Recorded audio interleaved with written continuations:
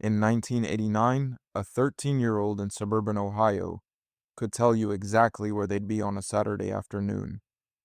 The mall. Not because their parents dragged them there, because that's where life happened.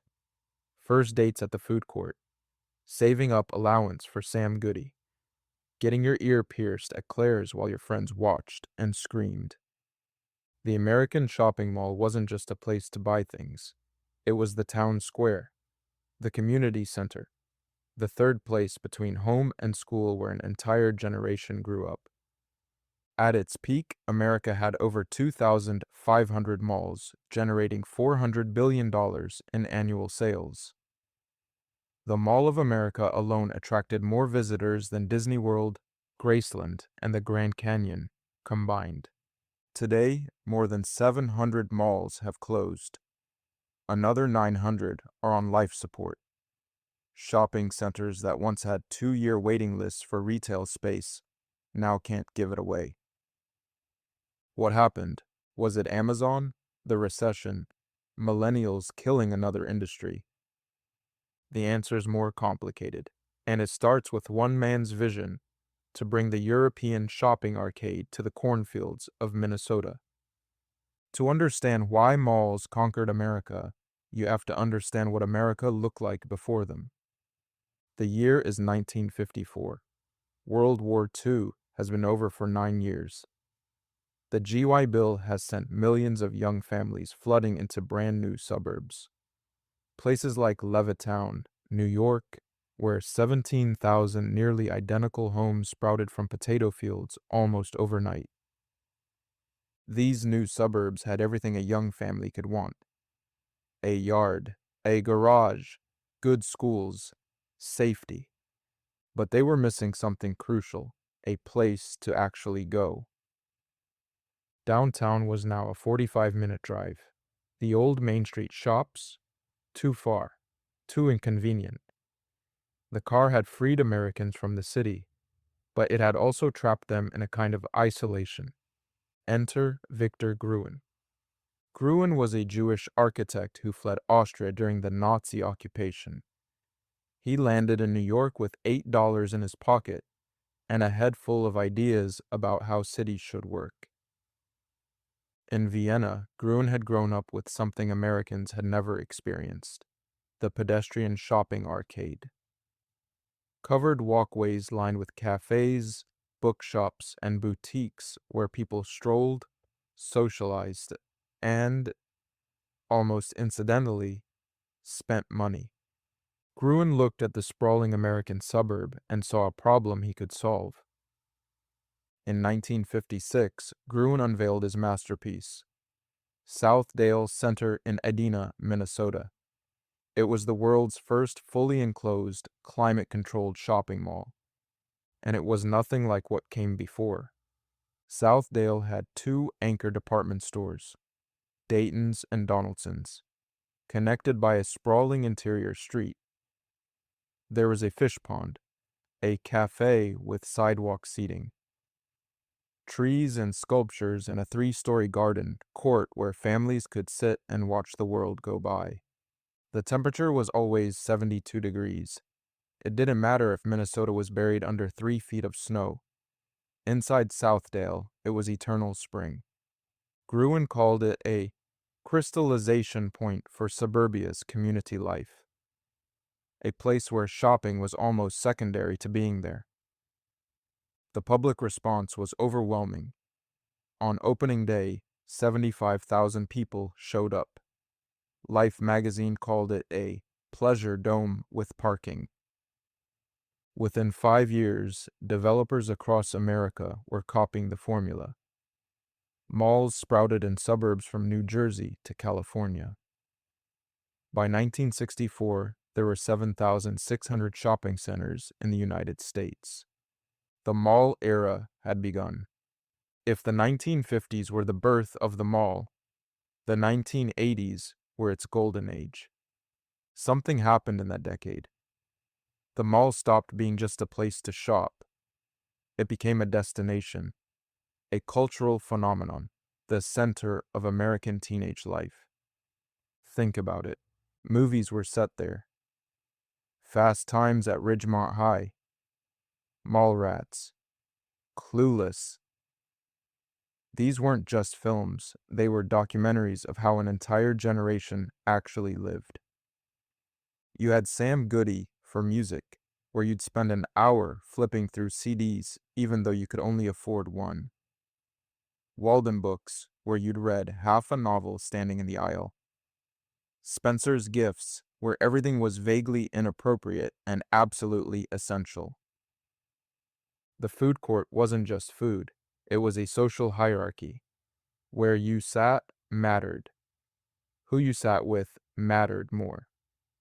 And then there were the arcades, rooms full of blinking lights and electronic sounds where a pocket full of quarters could buy you 3 hours of escape. The mall wasn't competing with other stores, it was competing with staying home. And for most of the 1980s, it was winning. Between 1970 and 1990, America built an average of 140 new malls every single year. By 1990, there were more than 30,000 shopping centers in the country. Retail square footage per capita tripled. At the peak, American malls generated over $400 billion in annual sales. The Mall of America, which opened in 1992, had 520 stores, an indoor amusement park, and an aquarium. It attracted 42 million visitors a year, more than Disney World, Graceland, and the Grand Canyon combined. But beneath the surface of this retail paradise, cracks were already forming. Because here's the thing no one talked about during the boom years. America was building way too many malls. The numbers tell a story that was invisible to anyone walking through a crowded mall in 1995. In 1970, America had about 4 square feet of retail space per person, a reasonable number, enough stores for everyone without massive redundancy. By 2010, that number had exploded to 23.5 square feet per person. For comparison, the UK has 5 square feet per person. France has 2.5. America didn't have twice as many malls as it needed. It had 5 times as many. Maybe more. How did this happen? 3 words: real estate financing. Building a mall wasn't just about retail, it was about land speculation, tax incentives, complex financing structures that made money for developers, even if the mall itself struggled. Anchor department stores like Sears, JCPenney, and Macy's were the key. They'd sign long-term leases that gave developers the stability they needed to get bank loans. In exchange, anchors often got their spaces rent-free, or nearly free. The math worked because smaller specialty stores paid premium rents to be near the foot traffic the anchors generated. But this created a fatal dependency. The entire mall ecosystem rested on the health of a handful of department stores. And department stores? They had their own problems. The 1990s saw the rise of category killers, big box stores that specialized in doing one thing really well. Best Buy for electronics, Bed Bath & Beyond for home goods, Toys R Us for toys, Barnes & Noble for books. These stores didn't need malls. They built their own freestanding boxes surrounded by parking lots. Cheaper rent, more space, better prices. And then, in 1995, a guy named Jeff Bezos started selling books out of his garage. At first, nobody in retail took the internet seriously. Online shopping was a novelty, a curiosity. Who would buy something they couldn't touch? By 2000, Amazon was doing $2.7 billion in annual sales. By 2010, it was $34 billion. Then came the knockout punch. The 2008 financial crisis didn't just hurt the economy, it fundamentally changed how Americans thought about shopping. Conspicuous consumption suddenly felt embarrassing, excessive, out of touch.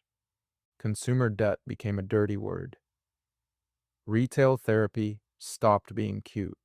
The casualties started piling up. Circuit City, gone. Borders, gone. Radio Shack, essentially gone. Each closure left another hole in mall facades across America. But the real death blow came from the anchors themselves. In 2018, Sears, the company that essentially invented modern retail, filed for bankruptcy. At its peak in the 1960s, Sears was America. 1% of the entire U.S. GDP flowed through its stores and catalogs. It was where middle-class families bought everything: appliances, clothes, tools, even houses. You could literally order a house from the Sears catalog and have it shipped to you in pieces. Now, the company was closing hundreds of stores.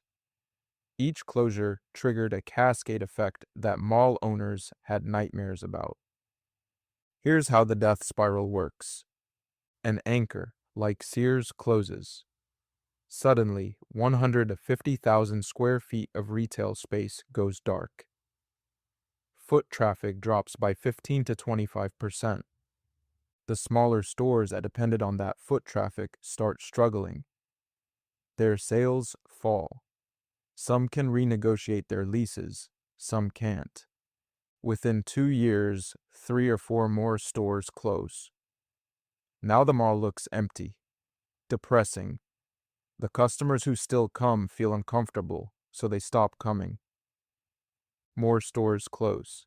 The food court loses 2 of its 6 restaurants. The remaining ones cut hours.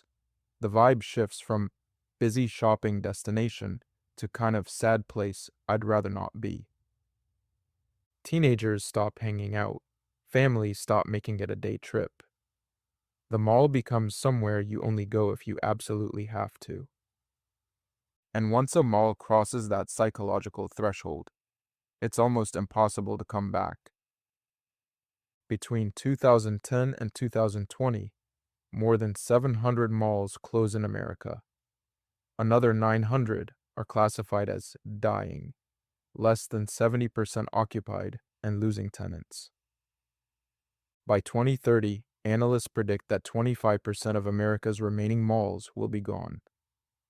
Some have been demolished entirely. Others sit empty, too expensive to tear down. Their parking lots crack and buckle. Weeds push through the asphalt. The fountains are dry. The escalators are frozen mid-step. They become monuments to something America used to be. But here's what makes this story complicated. Not all malls are dying. Some are thriving. And understanding why reveals something important about what Americans actually want in 2024. Walk into the Galleria in Houston, or South Coast Plaza in Costa Mesa, or Tyson's Corner in Northern Virginia. These don't feel like dying malls. They feel like the opposite. Bustling, vibrant, packed with shoppers even on a Tuesday afternoon. What's different? The surviving malls share a few key traits. First, location. Successful malls tend to be in wealthy suburbs or urban centers where the surrounding population has money to spend. Dead malls are disproportionately in middle-class and lower-income areas. Second, experience. The malls that are winning aren't just selling products. They're selling experiences. The Apple Store doesn't need to be in a mall to sell you an iPhone, but it's there because the store itself is a brand experience, a destination, a place where you can touch and play and learn. The same logic applies to Tesla showrooms, Lululemon's yoga classes, Peloton's demo studios. These aren't just stores. They're experiences that happen to sell products. Third, adaptation. The smartest mall owners have stopped pretending it's 1985. They're converting empty anchor stores into fitness centers, medical clinics, co-working spaces, places that generate foot traffic even if they're not traditional retail. Some malls now have more restaurants than clothing stores. Others have added bowling alleys, movie theaters, even hotels. The American Dream Mall in New Jersey, which opened in 2019, dedicates more than half its space to entertainment. A water park, an indoor ski slope, an amusement park, a hockey rink. It's not really a shopping mall at all. It's a theme park that happens to have stores. And the most radical transformation? Some malls are becoming neighborhoods. Developers are tearing down dying malls and replacing them with mixed-use developments. Apartments, office buildings, parks. Retail on the ground floor, sure, but integrated into a walkable community rather than a car-dependent retail fortress. In a strange way, they're returning to Victor Gruen's original vision. Remember, Gruen didn't want to build a shopping center. He wanted to build a town square, a community gathering place. The mall of the future might look less like a mall, and more like the mixed-use European city center that inspired the whole thing in the first place. There's a YouTube channel called Dead Mall Series by a filmmaker named Dan Bell. He walks through abandoned malls with a camera, documenting what remains. The videos have millions of views. People aren't watching for real estate analysis. They're watching because these empty spaces trigger something. A memory, a feeling, a sense of loss for a version of America that doesn't exist anymore. The mall was never really about shopping. Not entirely. It was about having somewhere to go. A reason to leave the house. A place where you might run into someone you knew or meet someone you didn't. For teenagers especially, the mall was a rare zone of autonomy. Your parents dropped you off. For 3 hours, you were free. You were part of something. You belonged. We lost that. Amazon is more convenient. Online shopping is more efficient. You can get anything delivered to your door in 2 days or less. But you can't get the feeling of wandering through a mall with your friends on a Saturday afternoon. The sensory overload of the food court. The music leaking out of Sam Goody. The way time seemed to stretch and bend when you had nowhere to be and nothing to do except be young together. Victor Gruen, the architect who invented the shopping mall, spent the last years of his life deeply unhappy with what his creation had become. He'd envisioned community spaces. Instead, America built cathedrals of consumption surrounded by oceans of parking.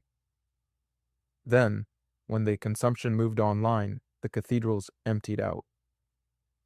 In 1978, Gruen gave a speech where he disowned the American mall entirely. "I refuse to pay alimony for those bastard developments," he said. Maybe he was right to be bitter. The mall was always a compromise, a substitute for the real public spaces America never built. But for a few decades, it worked. It gave us something, a place to belong. And now, one by one, those places are going dark. Thanks for watching. If this video made you remember your own mall memories, drop them in the comments. Subscribe for more stories about the America we used to know. I'll see you in the next one.